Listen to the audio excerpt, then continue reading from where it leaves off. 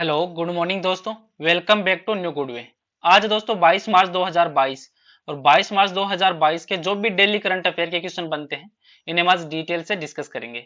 तो 22 मार्च को दोस्तों कौन सा दिवस मनाया जाता है? तो 22 मार्च को विश्व जल दिवस के रूप में मनाया जाता है। जो विश्व जल दिवस है ये हर वर्ष 22 मार्च को विश्व स्तर पर मनाया जाता है और विश्व जल दिवस है जो पानी के बारे में और सुरक्षित पानी तक पहुंच के बिना जो रह रहे हैं लोग 2.2 बिलियन है जो बिना किसी पानी या सुरक्षित पानी के रहते हैं, उन लोगों के बारे में जागरूकता बढ़ाने के लिए मनाया जाता है। और एक वैश्विक जल संकट से निपटने के लिए जो कार्रवाई करने के विषय में जो विश्व जल दिवस का मुख्य केंद्र है वो 2030 तक सभी के लिए सतत विकास लक्ष्य है कि जो पानी और स्वच्छता की जो उपलब्धि का है उसका समर्थन करना। अब संयुक्त राष्ट्र है तो संयुक्त राष्ट्र के महासचिव कौन है प्रेजेंट टाइम? तो ये है एंटोनिया गुटेरेस। और संयुक्त राष्ट्र उसके आधिकारिक तौर पर 24 अक्टूबर 1945 को यह अस्तित्व में आया था। तो चलिए दोस्तों स्टार्ट करते हैं क्वेश्चन नंबर 1 से। क्वेश्चन नंबर तो आज का वीडियो आपको अच्छा लगे तो चैनल को सब्सक्राइब और शेयर जरूर करें। तो क्वेश्चन नंबर 1 है कि भारतीय स्टेट बैंक में एक इनोवेशन इनक्यूबेशन और एक्सेलरेशन सेंटर है आईआईएससी, वो कहाँ पे स्थापित करेगा? तो इसका आंसर दोस्तों ये हैदराबाद में। जो भारतीय स्टेट बैंक का एसबीआई वो तेलंगाना में एक इनोवेशन और इनक्यूबेशन है सेंटर वो स्थापित करने जा रहा है, जो एक सलाहकार के ऑन बोर्डिंग के 6 से 9 महीने में ये चालू भी हो जाएगा। अब तो भारतीय स्टेट बैंक है तो भारतीय स्टेट बैंक के जो अर्थशास्त्री इन्होंने वृद्धि दर के अनुमान है इसको घटाकर अब 7.9% वो कर दिया। और जो एसबीआई ने अपने ग्राहकों की मदद के लिए बैंक ने जो नॉन होम ब्रांच से पैसा निकालने की जो सीमा है इसको भी फिलहाल में बढ़ा दिया है, जो कोविड-19 की महामारी को देखते हुए फैसला भारतीय स्टेट बैंक के द्वारा लिया गया था। और एसबीआई ने जो केवाईसी के लिए अब एसबीआई ब्रांच जाने की जरूरत नहीं पड़ेगी कस्टमर को, वो ऑनलाइन ही अब अपनी जो अकाउंट की केवाईसी वो एसबीआई में करवा सकते हैं। नेक्स्ट क्वेश्चन है क्वेश्चन नंबर 2 कि रूसी हाइपरसोनिक एरोबलिस्टिक जो हवा से सतह पर मार करने वाली मिसाइल है उसकी रेंज क्या है? तो आंसर दोस्तों ये 2000 किलोमीटर 2000 किलोमीटर इसकी रेंज है। जो एच के एच 42M2 है जो किंजल परमाणु क्षमता वाली एक रूसी हाइपरसोनिक बैलिस्टिक मिसाइल है जो हवा से सतह पर मार करने वाली मिसाइल है ये। और ये 2000 किलोमीटर की रेंज में अपने लक्ष्य है उसको ध्वस्त कर सकती है और इसकी जो अधिकतम गति में है वो 10 है। और इसी के अंतर्गत जो मोस्ट इंपोर्टेंट बिंदु है कि ये मिसाइल है वो लॉन्च के समय के कुछ सेकंड के भीतर ये हाइपरसोनिक गति वो हासिल कर लेती है और इसे दक्षिणी और पश्चिमी सैन्य जिलों में जो रूसी हवाई अड्डे है वहां पे तैनात किया गया था। और 2016 में जो सीरिया में रूस के सैन्य अभियान के दौरान इस मिसाइल को पहली बार वो दागा गया था। और इससे जो TU-22M3 बॉम्बर और मिग 31 के है उसमें इंटरसेप्टर से लॉन्च किया जा सकता है। नेक्स्ट क्वेश्चन है क्वेश्चन नंबर 3 कि यूपीआई लाइट भुगतान लेन देन की जो ऊपरी सीमा है वो क्या है? तो इसका आंसर है दोस्तों ये 200 रुपए। जो national payments corporation of India है एनपीसीआई, इस एनपीसीआई ने यूपीआई जो लाइट है वो लॉन्च करने अभी फिलहाल में जा रहा है। जो ऑफलाइन मोड में छोटे मूल्य के जो लेन देन है उसमें ये सक्षम रहेगा और यूपीआई लाइट भुगतान लेन देन की जो ऊपरी सीमा वो 200 रुपए होगी, जिसमें ऑन डिवाइस वॉलेट के लिए जो यूपीआई लाइट बैलेंस की जो कुल सीमा है वो किसी भी समय में 2000 रुपए की बढ़ा सकते हैं, यह हो जाएगी। नेक्स्ट क्वेश्चन है क्वेश्चन नंबर 4 कि भारत ने किस अंतरराष्ट्रीय निकाय में जैविक और एक विषैले हथियार सम्मेलन की वकालत वो की है? तो आंसर दोस्तों ये संयुक्त राष्ट्र सुरक्षा परिषद। जो संयुक्त राष्ट्र सुरक्षा परिषद है जिसकी शॉर्ट फॉर्म है यूएनएससी, इसने भारत ने संयुक्त राष्ट्र सुरक्षा परिषद में जो जैविक और विषैले हथियार सम्मेलन है उसकी वकालत की है। जो भारत है इसने घोषणा भी की है, अपने स्टेटमेंट भी दिया था इसके फिलहाल में कि जो बीटीडब्ल्यूसी है इस कन्वेंशन को एक प्रमुख जो गैर भेदभावपूर्ण निरस्त्रीकरण कन्वेंशन है उसके रूप में अत्यधिक महत्वपूर्ण देना या इसको इंपोर्टेंस देना, जो सामूहिक विनाश के हथियारों की एक पूरी श्रेणी को ये प्रतिबंधित करता है। और नेक्स्ट क्वेश्चन है क्वेश्चन नंबर 5 कि खेल महाकुंभ है 2022 इसका 11वां आयोजन वह किस राज्य में किया गया था? तो आंसर दोस्तों ये गुजरात राज्य में। जो खेल महाकुंभ 2022 है इस खेल महाकुंभ का 11वां जो आयोजन है वो गुजरात के अहमदाबाद के जो सरदार पटेल स्टेडियम है उसमें पीएम मोदी के द्वारा ये लॉन्च किया गया था। अब ये जो खेल महाकुंभ है वो गुजरात में आयोजित हुआ था जो एक वार्षिक खेल प्रतियोगिता है और इसे 2010 में शुरू किया गया था। और इसमें गुजरात में खेलों में काफी इंपॉर्टेंस मिली है, जो काफी युवाओं को इसमें जोड़ा है। जो 2010 में पहले जो खेल महाकुंभ है उसमें 16 गेमों को शामिल किया गया था, जो 2019 में बढ़ाकर इस खेल महाकुंभ में 36 खेलों को और 26 जो पैरा स्पोर्ट्स है उसको भी इसमें शामिल किया गया था। अब गुजरात है,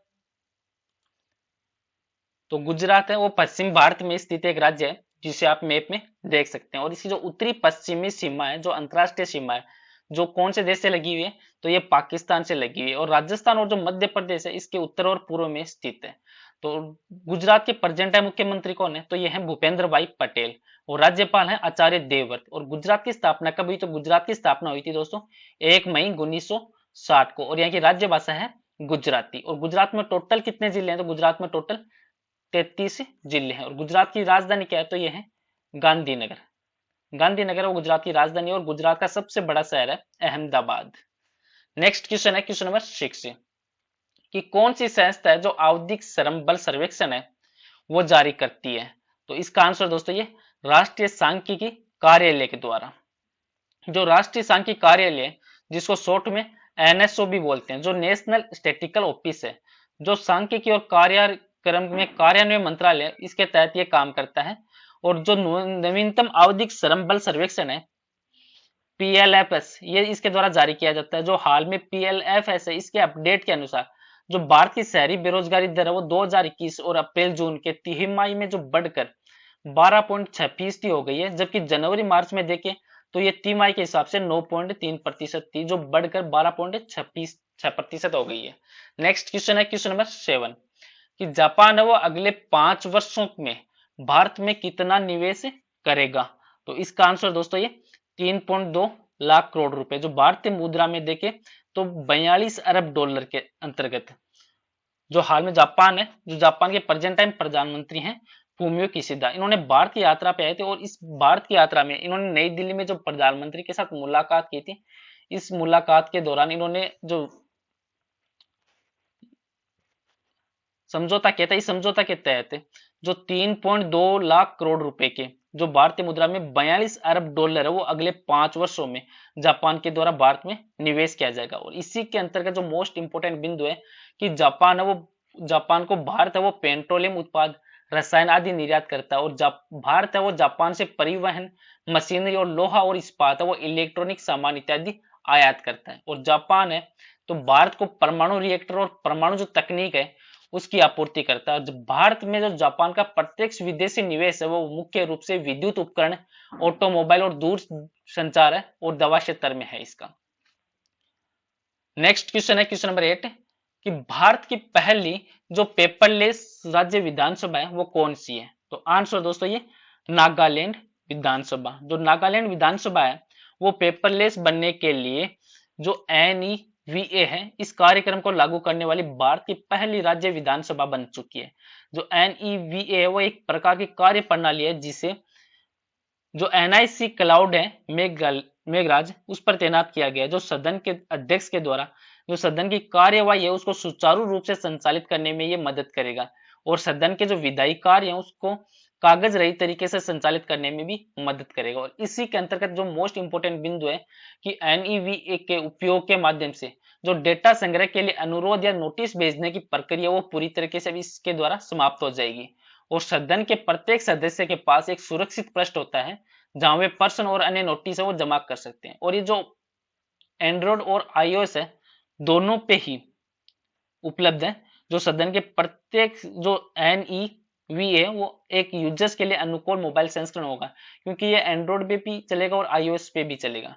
और NEVA के जो कार्यान्वयन के लिए खर्च को केंद्र सरकार और राज्य सरकार के द्वारा 90.90:10 में बंटवारे के आधार पर यह वित्त पोषित वो किया जाएगा। नेक्स्ट क्वेश्चन है क्वेश्चन नंबर 9 कि भारत जापान वार्षिक जो शिखर सम्मेलन है वह 2022 उसका आयोजन है वो कहाँ किया जाएगा, तो इसका आंसर दोस्तों ये न्यू दिल्ली में किया जा रहा है। जो प्रधानमंत्री हैं भारतीय प्रेसिडेंट है नरेंद्र मोदी और उनके जो जापानी समकक्ष जो फूमियो किशिदा है, इन्होंने भारत जापान वार्षिक शिखर सम्मेलन 2022 है, इस शिखर सम्मेलन 2022 के दौरान जो नई दिल्ली में ये उनकी मुलाकात है वो हुई थी। और इस बैठक में जो भारतीय प्रधानमंत्री हैं इन्होंने अनेक घोषणा की थी। इस घोषणा के तहत जो जापान है वो अगले 5 वर्षों में भारत में 5 ट्रिलियन यानी 3.2 लाख करोड़ रुपए का निवेश वो करेगा, जिसके बारे में डिटेल से हमने ऊपर क्वेश्चन में पढ़ा था। और नेक्स्ट क्वेश्चन है क्वेश्चन नंबर 10 कि मिस वर्ल्ड 2021 ब्यूटी पेटेंट की विजेता का नाम क्या है। तो आंसर दोस्तों ये कैरोलिना बिलास्का। जो कैरोलिना वो मिस वर्ल्ड 2021 की एक ब्यूटी पेटेंट की विजेता है, जो पोलैंड की है। ये कैरोलिना ये पोलैंड की है। इन्होंने मिस वर्ल्ड 2021 का किताब वो अपने नाम किया और इन्होंने 2019 के अंतर्गत जो मिस वर्ल्ड जमैका है उसकी टोनी एन सिंह ने ये ताज है उनको पहनाया था। और आज का नेक्स्ट और लास्ट क्वेश्चन है जिसका आंसर आपको कमेंट बॉक्स में लिखना है कि वैश्विक पुनर्चरण दिवस है वो हर साल किस दिन मनाया जाता है, और इसका आंसर आपको कमेंट बॉक्स में लिखना है। और पीछे के वीडियो में आपको एक क्वेश्चन दिया था कि संयुक्त राष्ट्र महासभा ने किस दिन को इस्लामोफोबिया का मुकाबला करने के लिए अंतरराष्ट्रीय दिवस के रूप में घोषित किया। तो इसका आंसर था दोस्तों ये 15 मार्च को। 15 मार्च को जो संयुक्त राष्ट्र महासभा है इन्होंने ये इस्लामोफोबिया का मुकाबला करने के लिए एक अंतरराष्ट्रीय दिवस के रूप में 15 मार्च को घोषित किया था। चलो दोस्तों आज का वीडियो यहीं पे समाप्त करता हूँ। वीडियो आपको अच्छा लगे तो चैनल को सब्सक्राइब और शेयर जरूर करें। और वीडियो की आपको पीडीएफ चाहिए तो आप हमारे टेलीग्राम जो ग्रुप है वहां से पीडीएफ इसकी डेली प्राप्त कर सकते हैं। चलिए दोस्तों, thank you all of you.